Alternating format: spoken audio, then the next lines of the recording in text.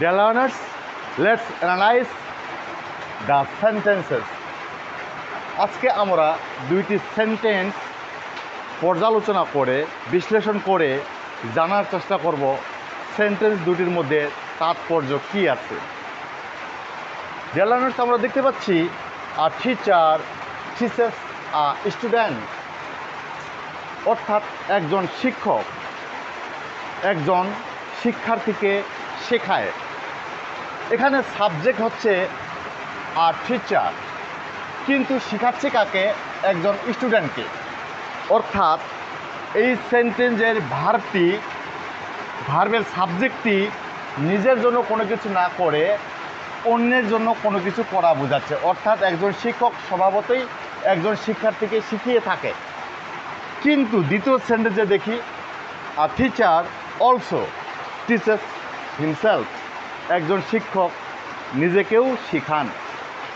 এখানে পার্থক্য হলো প্রথম সেন্টেন্সের সাবজেক্ট অন্য কোনো ব্যক্তি বা বস্তুকে কিছু করানো বোঝাচ্ছে, কিন্তু দ্বিতীয় সেন্টেন্সের সাবজেক্টটি অন্য কোনো ব্যক্তি বস্তুকে নির্দেশ না করে পুনরায় তার সাবজেক্টকেই নির্দেশ করছে। পার্থক্য এটাই। মূলত কোনো সেন্টেন্সের সাবজেক্ট অন্যের জন্য কোনো কিছু করে থাকে এবং সেটা অবজেক্ট, কিন্তু কোনো সেন্টেন্সের সাবজেক্ট অর্থাৎ সেই ভার্বের অবজেক্টটি যদি পুনরায় তার সাবজেক্টকে নির্দেশ করে তাহলে সেই ভার্বটিকে আমরা কি বলবো? তাহলে জানলাম মূলত এই ভার্বের অবজেক্টটি ভিন্ন কোনো ব্যক্তি বা বস্তুকে নির্দেশ করছে, কিন্তু একই ভার্বের এই অবজেক্টটি ভিন্ন ব্যক্তি বা বস্তুকে নির্দেশ না করে পুনরায় তার সাবজেক্টকে নির্দেশ করছে। তাহলে যখন কোনো ভার্বের অবজেক্টটি ভিন্ন কোনো ব্যক্তি বা বস্তুকে নির্দেশ না করে পুনরায় তার সাবজেক্টকে নির্দেশ করে তখন সেই ভার্বটিকে বলা হয় রিফ্লেক্সিভ ভার্ব। রিফ্লেক্সিভ শব্দগতভাবে রিফ্লেক্সিভ ওয়ার্ডটি এসেছে রিফ্লেকশন থেকে। আমরা জানি রিফ্লেকশন বলতে প্রতিবিম্ব বা প্রতিচ্ছবি। কোনো আয়না বা স্বচ্ছ বস্তুর উপর যখন আমরা কোনো আলো ফেলব সেই আলোটা ফিরে সেই কেন্দ্রবিন্দুতে ফিরে যাবে।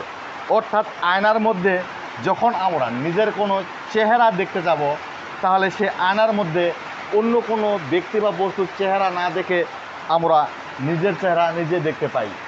অর্থাৎ আমাদের প্রতিবিম্ব, আমাদের চেহারা আকৃতি আয়নার মধ্যে প্রতিফলিত হয়ে পুনরায় আমাদের কাছে ফিরে আসছে। এই ফিরে আসার সিস্টেমই হচ্ছে রিফ্লেকশন। সেখান থেকে আমরা পাইলাম রিফ্লেক্সিভ ভার্ব। তাহলে যে সকল ভার্বের অবজেক্টিভ পুনরায় তার সাবজেক্টকে নির্দেশ করে সেই সকল ভার্বকেই আমরা রিফ্লেক্সিভ ভার্ব বলি। এখানে উদাহরণ স্পষ্ট দেখতে পাচ্ছি এই ভার্বের অবজেক্টটা ভিন্ন ব্যক্তি বস্তুকে বোঝাচ্ছে, শিক্ষককে না বুঝাইয়া ছাত্রকে বোঝানো হচ্ছে, শিক্ষার্থীকে বোঝানো হচ্ছে। অপরপক্ষে এই ভার্বের অবজেক্টটি ভিন্ন কোনো ব্যক্তি বস্তুকে না বুঝাইয়া পুনরায় তার সাবজেক্টকে নির্দেশ করছে। তাই এই ভার্বটিকে বলবো আমরা রিফ্লেক্সিভ ভার্ব। এবং রিফ্লেক্সিভ ভার্ব কীভাবে চিনব? যে সকল ভার্বের রিফ্লেক্সিভ অবজেক্ট থাকে সেই সকল ভার্বকেই আমরা রিফ্লেক্সিভ ভার্ব বলবো। রিফ্লেক্সিভ অবজেক্ট কোনটা? মূলত ওয়ার্ডের শেষে কোনো প্রোনাউনের শেষে যখন সেলফ বা সেলফ থাকবে, কোনো প্রোনাউনের শেষে যখন সেলফ বা সেলফ থাকবে তখন সেই প্রোনাউনের যে ভার্বটি থাকবে সে ভার্বটিকে বলবো আমরা রিফ্লেক্সিভ ভার্ব। লক্ষণীয় বিষয় হলো যদি প্রোনাউনটি সিঙ্গুলার হয় তাহলে আমরা সেলফ ব্যবহার করব, যদি প্রোনাউনটি প্লুরাল হয় তাহলে আমরা সেলফ ব্যবহার করব। যেমন এখানে আই মানে আমি, এর রিফ্লেক্সিভ প্রোনাউন হবে মাইসেলফ। আই হতে মাইসেলফ, ইউ হতে ইয়োর সেলফ, উই হতে আওয়ার সেলফ। উইটা এখানে প্লুরাল হওয়ার কারণে এখানে আমরা ব্যবহার করেছি আওয়ার সেলফ, ইয়ে যোগ করেছি। হি থেকে হিমসেলফ, শি থেকে হার সেলফ, দে থেকে দ্যাম সেলফ, দেটাও প্লুরাল বিধায় এখানে আমরা দ্যাম সেলফ ব্যবহার করেছি। আরেকটি এক্সাম্পল যদি ব্যবহার করি আমরা, যেমন the boys are joking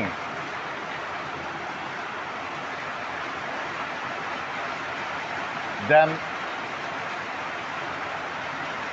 themself করা যাবে না।